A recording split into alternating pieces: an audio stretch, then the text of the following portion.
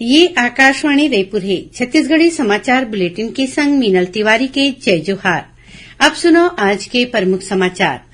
मुख्यमंत्री ह कहिने कि माओवादी मन संग गोठबात बर राज्य सरकार के दुआरी हर हमेशा खुले हे, फेर ओमन ला भारत के संविधान उपर भरोसा करे बर पड़ही। मलेरिया मुक्त छत्तीसगढ़ अभियान में लोगन ला जागरूक करे खातिर आज कोंडागांव जिला में मुख्य चिकित्सा अधिकारी और मलेरिया अधिकारी ह मलेरिया रथ ला झंडा दिखा के करीन रवाना। और प्रदेश में कतकोन जगह में हवा गरेर और अंधड़ चले के चेतावनी दे गए है, उन्हें कुछ एक जगह में छुटपुट वर्षा हो सकत है। अब समाचार विस्तार ले। मुख्यमंत्री भूपेश बघेल कहिन है कि माओवादी मन संग गोठबात बर राज्य सरकार के दुआरी हर हमेशा खुले हे, फिर ओमन ला भारत के संविधान उपर भरोसा करे बर पड़ही। आज सुकमा में पत्रकार मन ले गोठबात करत मुख्यमंत्री कहिन कि संविधान के दायरा में रहत माओवादी जिहां बलाही उहां जाके सरकार गोठबात कर सकत है। खबर के मुताबिक माओवादी संगठन पाछू 6 मई के जारी करे गे प्रेस विज्ञप्ति में कहे रहीन कि ओमन सरकार ले गोठबात बर तैयार हवय।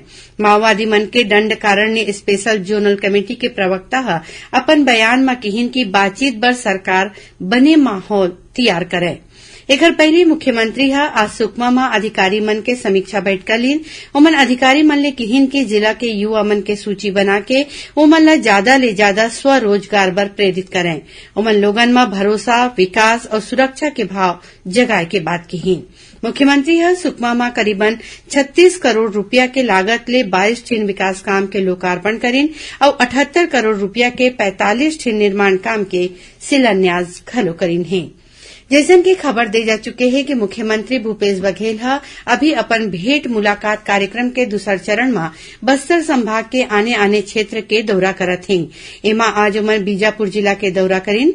कुटरू में भेंट मुलाकात कार्यक्रम के बेरा स्वामी आत्मानंद अंग्रेजी माध्यम स्कूल, सामुदायिक स्वास्थ्य केंद्र, सहकारी बैंक और सरकारी महाविद्यालय बनाए के संगे संग मिनी स्टेडियम और हाई स्कूल भवन बनाए के घोषणा करीन।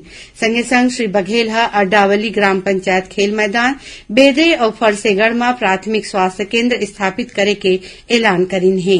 श्री बघेल कहिन कि फरसेगढ़ में जल्दी नवा धान बिसाए के काम शुरू करे जाही। ओमन जयवारम गांव में प्राथमिक स्कूल ला मिडिल स्कूल बनाए के घलो घोषणा करीन है। अपन विजयपुर दौरा के बेरा मुख्यमंत्री माता गुड़ी में पूजा पाठ करीन और भैरमगढ़ में 28 ठिन देवगुड़ी के लोकार्पण करीन। संगे संग 35 ठिन देवगुड़ी बनाए बर भूमि पूजन करीन है। मलेरिया मुक्त छत्तीसगढ़ अभियान में लोगन में जागरूकता लाए बर आज कोंडागांव जिला में जिला के मुख्य चिकित्सा अधिकारी डॉक्टर टी.आर. कुंवर और जिला मलेरिया अधिकारी डॉक्टर अमृत रोहलेडर मलेरिया रथ ला झंडा दिखा के रवाना करीन है। ये अभियान के संगे संग टीबी, मोतियाबिंद और स्कैबिस रोग के जांच घलो करे जावत है। ये अभियान में कीटनाशक दवाई और घोल के छिड़काव के संग जांच के बेरा संक्रमित पाए गए मरीज मन ला मुफ्त में दवाई दे जावत है। खबर के मुताबिक मलेरिया मुक्त छत्तीसगढ़ अभियान के 6वां चरण पाछू 17 मई ले बस्तर संभाग में शुरू हो गए है, जो 16 जून तक चलही। हसदेव अभ्यारण्य ला कोयला खनन बर प्राइवेट कंपनी ला आवंटित करे जाए में छत्तीसगढ़ किसान यूनियन गुस्सा जतैन है। ये संबंध में किसान यूनियन के धमतरी इकाई के सदस्य मन आज धमतरी में कलेक्टर पीएस एल्मा ले मिल के ज्ञापन सौंपीन। ये ज्ञापन में किसान यूनियन हसदेव अभ्यारण्य के जंगल छत्तीसगढ़ के धरोहर बतावत एला बचाए के मांग करीन है। यूनियन के धमतरी इकाई के जिला अध्यक्ष घनाराम साहू कहिन कि हसदेव अभ्यारण्य 70,000 एकड़ में फैले है। यहाँ करीबन 10,000 आदिवासी परिवार रहते। संगे संग ये वन क्षेत्र में आने प्रजाति के पशु पक्षी हवय। ओमन कहिन की कोयला खनन बर अभ्यारण्य के जम्मो क्षेत्र देले आदिवासी समूह और जंगल के पशु पक्षी मन ला खतरा हो सकत है। छत्तीसगढ़ी समाचार बुलेटिन आप मन आकाशवाणी रायपुर ले सुनत हव। छत्तीसगढ़ के खबर ले है आपकी वास्ता और खबर के विश्वसनीयता ले है हमार वास्ता। आकाशवाणी समाचार रायपुर के प्रादेशिक समाचार बुलेटिन के संगे संग हमार समसामयिक कार्यक्रम आप रेडियो के संग अपन मोबाइल में घलो सुन सकत हव। आकाशवाणी समाचार फेसबुक, ट्विटर और यूट्यूब में घलो हावय। हमार फेसबुक पेज हरे Chhattisgarh news on AIR, Twitter handle CGAIR news और हमार यूट्यूब चैनल हरे छत्तीसगढ़ AIR न्यूज। तो अब रेडियो के संगे संग आपके मोबाइल के माध्यम ले हम आप तक पहुंचत हन। छत्तीसगढ़ के हर खबर पर सुनत रहो आकाशवाणी समाचार। अब आगू बढ़बो बाचे समाचार कोती। आकाशवाणी समाचार हा सोशल मीडिया में एक महत्ता के उपलब्धि पाए है।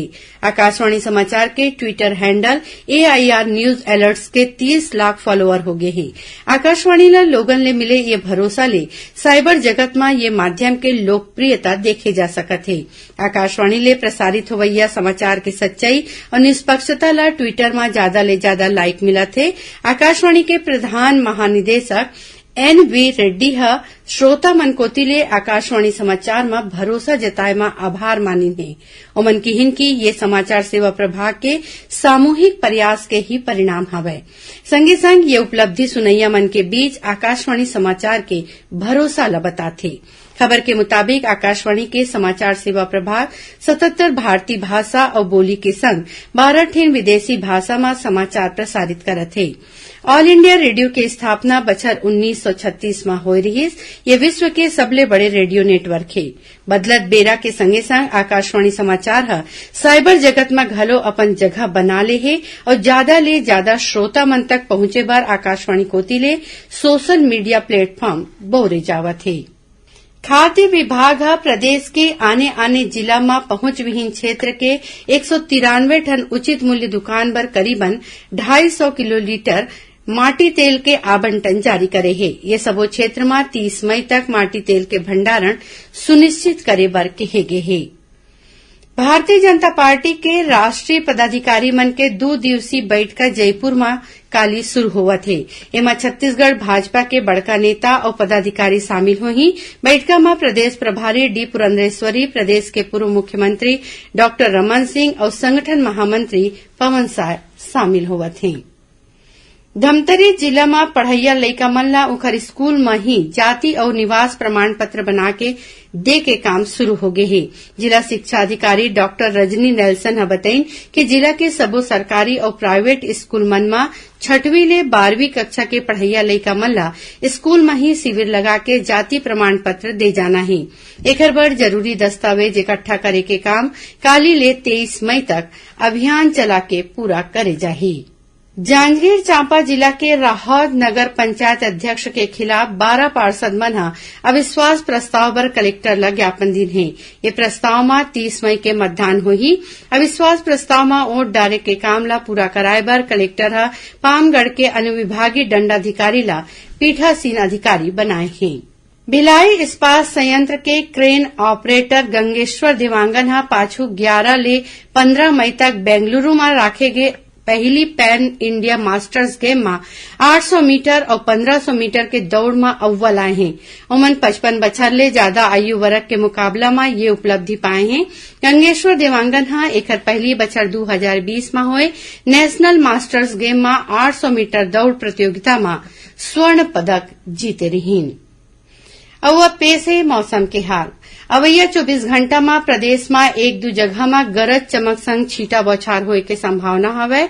मौसम विभाग के मुताबिक मध्य प्रदेश ले तमिलनाडु तक एक द्रोणिका बने है, जेकर प्रभाव ले प्रदेश में कतकोन जगह हवा गरेर और अंधड़ चले के चेतावनी दे गे है।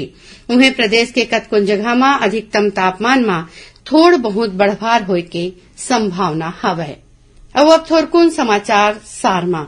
रायगढ़ जिला के कोतरा रोड में फटफटी और कार चोरी करैया के संग गांजा तस्करी में शामिल 3 झीन आने आरोपी ला पुलिस गिरफ्तार करे है। महासमुंद पुलिस एक कार में करीबन 3.5 लाख रुपया के 18 किलो गांजा और नगद राशि के संग 3 झीन आरोपी ला करे है गिरफ्तार। भिलाई में कार के टक्कर ले फटफटी सवार एक मनखे के मौकच में मौत हो गए और एक जन गंभीर रूप ले घायल हो गए हैं।